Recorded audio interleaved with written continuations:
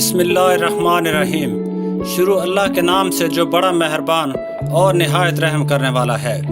آخر حضرت عائشہ رضی اللہ تعالی عنہا ساری زندگی حضرت علی سے ناراض کیوں رہیں؟ حضرت علی نے حضرت عائشہ کے بارے میں ایک ایسی بات کہہ دی تھی کہ جس کو لے کر حضرت عائشہ ان سے اتنی ناراض ہو گئیں کہ پھر ساری زندگی کبھی ان سے بات نہ کی، اور یہ ناراضگی اتنی بڑھی کہ آگے جا کر ان دونوں کے بیچ ایک جنگ ہوئی کہ جس میں ہزاروں صحابی۔ بسم اللہ الرحمن الرحیم۔ ناظرین، حضور صلی اللہ علیہ وآلہ وسلم کی سب سے چہیتی بیوی حضرت عائشہ رضی اللہ تعالی عنہا حضرت علی کی ایک بات کی وجہ سے ان سے اتنا زیادہ غصہ ہو گئیں کہ پھر ساری زندگی کبھی بھی حضرت علی سے بات نہ کی۔ وہ حضرت علی سے اتنا زیادہ غصہ رہتی کہ ان کا نام تک لینا بھی گوارا نہ کرتی۔ آخر یہی ناراضگی اتنے آگے پہنچی کہ حضرت عائشہ رضی اللہ تعالی عنہا اور حضرت علی کے بیچ ایک ایسی جنگ ہوئی جسے جنگ جمل کہا جاتا ہے، اور اس میں ہزاروں صحابہ کرام کا پاکیزہ خون بہایا گیا۔ ہزاروں عورتیں بیوہ ہو گئیں اور ہزاروں بچے یتیم ہو گئے۔ حضرت عائشہ رضی اللہ تعالی عنہا کی زندگی میں ایک بڑا عجیب واقعہ پیش آیا۔ وہ یہ کہ جب اللہ کے رسول صلی اللہ علیہ وآلہ وسلم غزوہ بنی مسلط میں تشریف لے گئے تو وہاں سے واپسی پر قافلے کو الگ الگ حصوں میں بانٹ دیا۔ اب جس قافلے کے لوگ جیسے جیسے تیار ہوتے رہتے تو چلتے رہتے تھے۔ سینکڑوں بلکہ ہزاروں اونٹ ہوا کرتے تھے، چلتے ہوئے بھی گھنٹوں لگا کرتے تھے۔ حضرت عائشہ رضی اللہ تعالی عنہا نے سوچا کہ قافلے کو تو جانا ہی ہے، اس لیے پتہ نہیں ابھی کتنا وقت لگے گا، کیوں نہ میں قضائے حاجت وغیرہ سے فارغ ہو جاؤں۔ اس وقت حاجت کے لیے کھیتوں میں جایا کرتے تھے، لہٰذا آپ رضی اللہ تعالی عنہا دور چلی گئیں تاکہ فراغت حاصل کر سکیں۔ جب فارغ ہو کر واپس آئیں تو آپ نے کچاوے میں بیٹھنا تھا کہ جس کو سواری کے اوپر رکھا جاتا ہے۔ اتنے میں حضرت عائشہ نے محسوس کیا کہ میں نے تو گلے میں ایک ہار پہنا ہوا تھا، وہ کہیں ٹوٹ کر گر گیا ہے۔ سوچا کہ ابھی تو روانہ ہونے میں وقت لگے گا، اس لیے میں جا کر ہار تلاش کر لیتی ہوں۔ آپ رضی اللہ تعالی عنہا ہار تلاش کرنے کے لیے واپس اسی کھیت کی طرف گئیں۔ پیچھے صحابہ کرام نے سوچا کہ حضرت عائشہ رضی اللہ تعالی عنہا واپس تو آ ہی گئی تھی، لہٰذا وہ کچاوے میں بیٹھ گئی ہوں گی، اس لیے 4-5 آدمیوں نے کچاوے کو اٹھا کر اونٹ پر سوار کر دیا۔ حضرت عائشہ رضی اللہ تعالی عنہا عمر میں کم تھیں اور وزن بھی کم تھا۔ 4-5 آدمی اٹھانے والے تھے تو ان کو پتہ بھی نہ چلا کہ آپ اندر بیٹھی ہیں یا نہیں۔ قافلے کے لوگ تو وہاں سے چلے گئے۔ جب حضرت عائشہ رضی اللہ تعالی عنہا واپس آئیں تو دیکھا کہ وہ جگہ تو خالی پڑی ہے اور قافلہ جا چکا ہے، تو حضرت عائشہ رضی اللہ تعالی عنہا بہت پریشان ہوئیں، لیکن دوسری طرف آپ کو اطمینان بھی تھا کہ جب آپ صلی اللہ علیہ وآلہ وسلم کو پتہ چلے گا کہ میں پیچھے چھوٹ گئی ہوں تو وہ کسی نہ کسی کو ضرور بھیجیں گے۔ اس لیے آپ رضی اللہ تعالی عنہا وہیں پر بیٹھ گئیں۔ تھوڑی دیر بعد آپ رضی اللہ تعالی عنہا پر نیند غالب آ گئی تو آپ نے اپنے اوپر چادر ڈالی اور سو گئی۔ حضور صلی اللہ علیہ وآلہ وسلم کی عادت تھی کہ صحابہ کرام میں سے کسی ایک صحابی کو حکم دیا جاتا تھا کہ جب سارا قافلہ کسی جگہ سے چلا جائے تو اگر رات کا وقت ہو تو صبح کے وقت وہ صحابی وہاں آ کر دیکھیں کہ کوئی چیز چھوٹ تو نہیں گئی۔ لہٰذا ایک بدری صحابی حضرت صفوان رضی اللہ تعالی عنہ کو حضور صلی اللہ علیہ وآلہ وسلم نے اس کام پر لگایا تھا، تو وہ صحابی جب اس جگہ پر آئے تو کسی کو وہاں لیٹا ہوا پایا۔ قریب آئے تو انہوں نے پہچان لیا کہ یہ تو حضور صلی اللہ علیہ وآلہ وسلم کی بیوی حضرت عائشہ ہیں، تو انہوں نے اونچی آواز میں انا للہ و انا الیہ راجعون پڑھا۔ सहाबी की आवाज़ सुनकर हज़रत आयशा रज़ी अल्लाह ताला अन्हा की आंख खुली तो आपने चादर से अपने आप को पूरी तरह ढांप लिया। इस सहाबी ने आपके लिए अपने ऊँट को बिठाया तो आप रज़ी अल्लाह ताला अन्हा ऊँट पर सवार हो गई। उस सहाबी ने ऊँट की रस्सी पकड़ी और चल पड़े, यहाँ तक कि जब वो इस काफ़िले के पास पहुँचे तो काफ़िले में जो मुनाफिक मौजूद थे तो उन्होंने जब ऐसा देखा तो कहने लगे इसमें तो कुछ ना कुछ बात हुई होगी।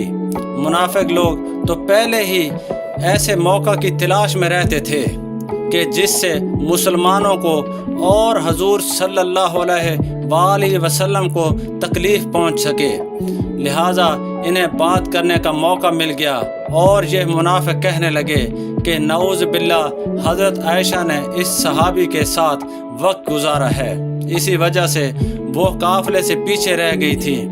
लिहाजा जब मदीना पहुँचे तो हजूर सल्लल्लाहु अलैहि वसल्लम को इस बात का पता चला कि मुनाफिक लोग मेरी आयशा पर ऐसा गंदा इल्ज़ाम लगा रहे हैं, तो आप सल्लल्लाहु अलैहि वसल्लम को बड़ा सदमा हुआ।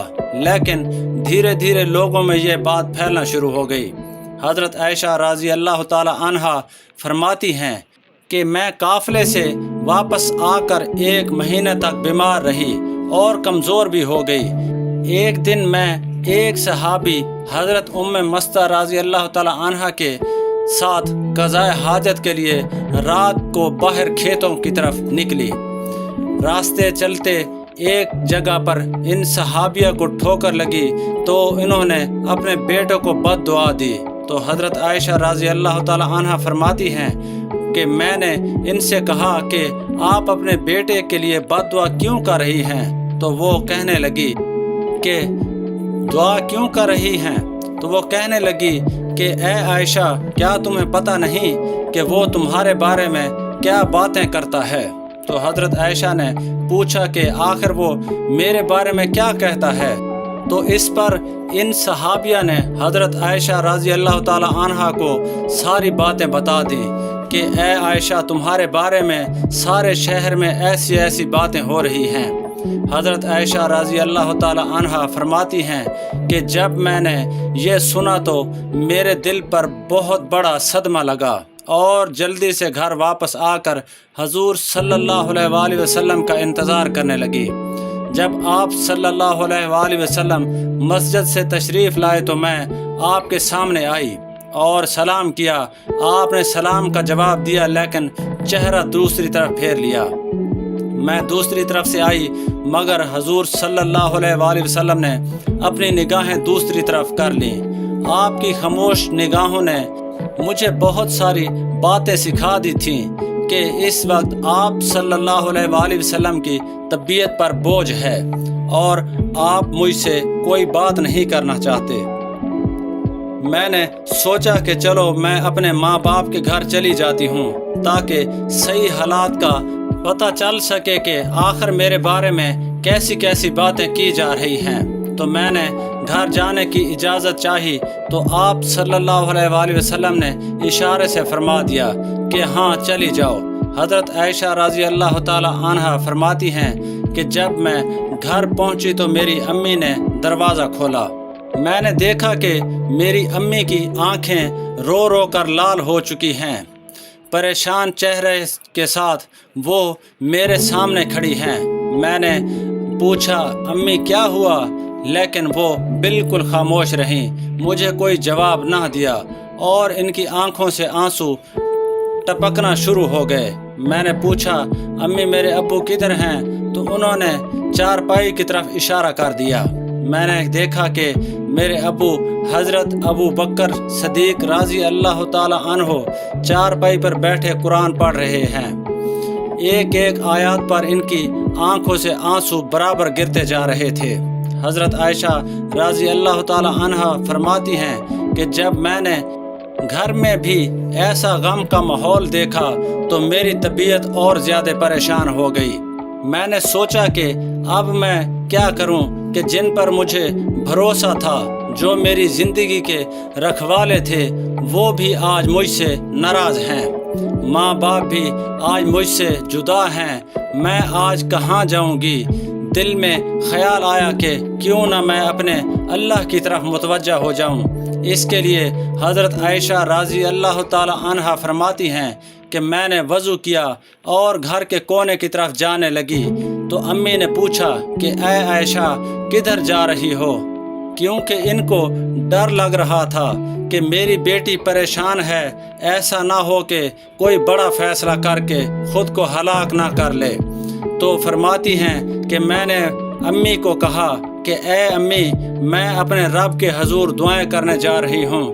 حضرت عائشہ رضی اللہ تعالی عنہا فرماتی ہیں کہ میں نے مصلی بچھایا اور سجدے میں سر رکھ کر دعائیں مانگنا شروع کر دیں کہ اے اللہ، اے میرے پروردگار، اے فریادیوں کی فریاد سننے والے اللہ، تیرے مقبول بندوں پر جب بھی کوئی ایسا وقت آیا تو اے اللہ تو نے ہی ان کی مدد فرمائی۔ اے اللہ، یوسف علیہ السلام پر الزام لگایا گیا تھا تو آپ نے بچے سے گواہی دلا کر انہیں بچایا۔ اے اللہ، حضرت مریم علیہ السلام پر الزام لگایا گیا تھا تو آپ ہی نے ان کے شیرخوار بچے سے اس کی پاک دامنی کی گواہی دلوائی۔ اے اللہ، آج تیرے محبوب کی عائشہ تیرے دروازے پر حاضر ہے اور فریاد کرتی ہے کہ مجھ پر بھی تہمت لگی ہے۔ اے اللہ، تو خمیرہ کی مدد فرما، میرے شوہر نے بھی اس وقت میرا ساتھ چھوڑ دیا ہے، اب آپ کے علاوہ میرا کوئی سہارا نہیں ہے جو اس کمزور کو تسلی دے سکے۔ اے اللہ میری مدد فرما۔ حضرت عائشہ رضی اللہ تعالی عنہا رو رو کر دعائیں کر رہی تھیں، ادھر دعائیں مانگی جا رہی تھیں اور ادھر حضور صلی اللہ علیہ وآلہ وسلم نے مسجد نبوی میں ایک مجلس مشاورت قائم کی ہوئی تھی کہ جس میں حضرت عائشہ رضی اللہ تعالی عنہا کے والد حضرت ابو بکر رضی اللہ تعالی عنہ کے علاوہ باقی سارے بڑے بڑے صحابہ کرام موجود تھے۔ حضور صلی اللہ علیہ وآلہ وسلم سب کے بیچ غم زدہ بیٹھے ہوئے تھے۔ صحابہ کرام کے چہروں پر اداسی تھی کیونکہ وہ اپنے محبوب حضور صلی اللہ علیہ وآلہ وسلم کے چہرے کو غم زدہ دیکھ رہے تھے کہ جس کی وجہ سے صحابہ کرام کی بھی طبیعت کچھ عجیب سی بن چکی تھی۔ اس لیے کچھ صحابہ کرام تو سسکیاں لے کر رو رہے تھے۔ حضور صلی اللہ علیہ وآلہ وسلم نے اپنے صحابہ کرام سے پوچھا کہ اس معاملے میں تم مجھے کیا مشورہ دیتے ہو؟ تو سب سے پہلے حضرت عمر رضی اللہ تعالی عنہ نے آپ کی برکت سے کہا، اے اللہ کے رسول صلی اللہ علیہ وآلہ وسلم، اللہ تعالیٰ نے آپ کو اتنی عزت اور شرافت بخشی ہے کہ آپ کے بدن پر کسی گندی مکھی کو بھی بیٹھنے کی اجازت نہیں۔ تو جب اللہ نے آپ کو اتنا پاکیزہ بنایا ہے تو آپ کے جیون ساتھی ایسا کیسے ہو سکتی ہے کہ جس کے اندر گناہوں کی گندگی ہو؟ اس لیے مجھے تو یہ چیز بالکل جھوٹ نظر آتی ہے۔ اس کے بعد حضور صلی اللہ علیہ وآلہ وسلم نے حضرت عثمان رضی اللہ تعالی عنہ سے پوچھا کہ عثمان تم کیا کہتے ہو؟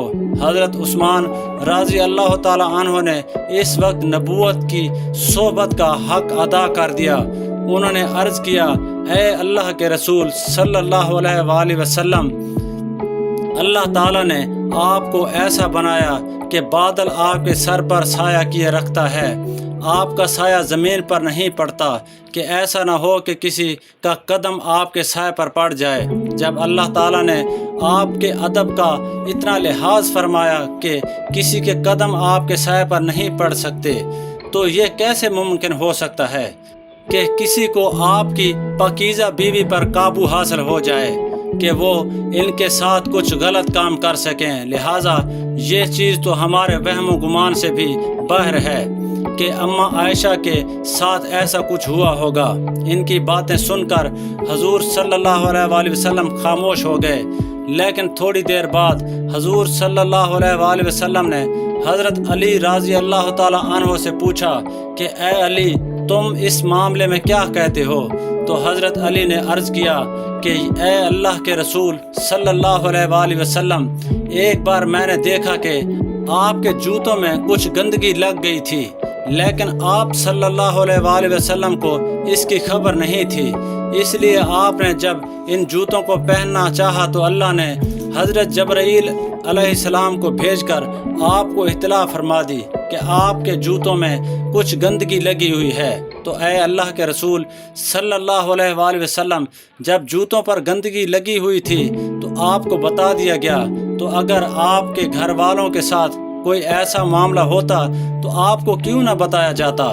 اس لیے مجھے یہ بات کچھ ٹھیک نظر نہیں آتی۔ حضور صلی اللہ علیہ وآلہ وسلم پھر سے خاموش ہو گئے۔ حضور صلی اللہ علیہ وآلہ وسلم کی اداسی دیکھ کر حضرت علی رضی اللہ تعالی عنہ دوبارہ کہنے لگے کہ اے اللہ کے رسول صلی اللہ علیہ وآلہ وسلم، اگر آپ کی طبیعت بہت زیادہ غمزدہ ہے تو آپ چاہیں تو عائشہ کو طلاق دے دیں، آپ کے لیے بیویوں کی کون سی کمی ہے؟ اللہ تعالیٰ آپ کو کوئی اور جیون ساتھی عطا فرما دیں گے۔ ان کی یہ بات سن کر حضرت عمر رضی اللہ تعالی عنہ تڑپ اٹھے اور کھڑے ہو کر کہنے لگے کہ اے اللہ کے رسول، آپ یہ ارشاد فرمائیں کہ عائشہ سے نکاح آپ نے اپنی مرضی سے کیا تھا یا آپ کو اللہ نے کہا تھا کہ عائشہ سے نکاح کرو؟ تو حضور صلی اللہ علیہ وآلہ وسلم نے انگلی سے آسمان کی طرف اشارہ کر کے بتا دیا کہ یہ حکم مجھے اللہ کی طرف سے دیا گیا تھا کہ عائشہ سے نکاح کرو۔ تو اس پر حضرت عمر رضی اللہ تعالیٰ عنہ فرمانے لگے کہ اے اللہ کے رسول صلی اللہ علیہ وآلہ وسلم، اب آپ مجھے چھوڑ دیجئے اور ان منافقوں کو چھوڑ دیجئے، میری تلوار جانے اور ان منافقوں کی گردنیں جانے۔ وہ اللہ تعالیٰ کی پسند کی عورت کے بارے میں ایسی باتیں کر رہے ہیں، میں ان سبھی کی گردنیں اڑا دوں گا۔ حضور صلی اللہ علیہ وآلہ وسلم نے اس وقت حضرت عمر کو محبت کی نگاہوں سے دیکھ کر حضرت عمر کے غصے کو ٹھنڈا کیا۔ دل سے گویا حضرت عمر سے کہہ رہے ہوں گے کہ اے عمر، اللہ تیرا نگہبان ہو، تو نے میرے غم کو ہلکا کر دیا۔ حضرت عمر کی یہ بات سن کر حضور صلی اللہ علیہ وآلہ وسلم کی طبیعت کو اطمینان آ گیا اور آپ صلی اللہ علیہ وآلہ وسلم مسجد سے اٹھ کر گھر چلے گئے۔ تھوڑی دیر بعد حضور صلی اللہ علیہ وآلہ وسلم حضرت ابو بکر رضی اللہ تعالی عنہ کے گھر گئے تاکہ معلوم کریں کہ میری عائشہ کس حال میں ہے، کیونکہ حضور صلی اللہ علیہ وآلہ وسلم حضرت عائشہ سے بہت محبت کرتے تھے۔ اس لیے گھر پہنچ کر آپ نے دروازہ کھٹکھٹایا تو حضرت عائشہ کی امی نے آ کر دروازہ کھولا۔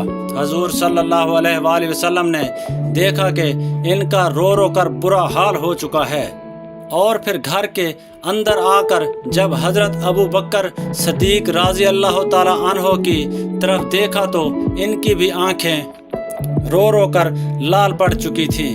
آپ نے پوچھا کہ عائشہ کہاں ہے؟ تو امی نے گھر کے کونے کی طرف اشارہ کر دیا۔ اس وقت حضرت عائشہ رضی اللہ تعالی عنہ سجدے میں پڑی رو رہی تھی۔ بعد میں حضرت عائشہ رضی اللہ تعالی عنہ فرماتی ہیں کہ حضور صلی اللہ علیہ وآلہ وسلم جس وقت گھر میں تشریف لائے تو میرا دل کہہ رہا تھا کہ میں آپ صلی اللہ علیہ وآلہ وسلم کے قدموں میں بیٹھ جاؤں اور جی بھر کر رو دوں کہ اے میرے حبیب، یہ میرے ساتھ کیا ہو رہا ہے؟ کیا آپ اپنی عائشہ کو ایسے چھوڑ دیں گے؟ مگر دل نے کہا کہ اے عائشہ، تو نے اپنے رب کے سامنے اپنی فریاد بیان کر لی ہے، اس لیے اب اپنے رب ہی سے مانگو، میرا رب ہی تیرا نگہبان ہوگا۔ لہٰذا حضور صلی اللہ علیہ وآلہ وسلم نے پکارا کہ اے عائشہ، تو آپ صلی اللہ علیہ وآلہ وسلم کی آواز سن کر حضرت عائشہ نے سجدہ پورا کیا اور آ کر چارپائی پر خاموشی سے بیٹھ گئی۔ حضور صلی اللہ علیہ وآلہ وسلم قریب ہی بیٹھے ہوئے تھے۔ آپ نے بہت پیار سے سمجھاتے ہوئے کہا کہ اے عائشہ، اگر تجھ سے حقیقت میں کوئی ایسی غلطی ہو گئی ہے تو اپنے رب سے معافی مانگ لے، میرا رب گناہوں کو بہت معاف کرنے والا ہے۔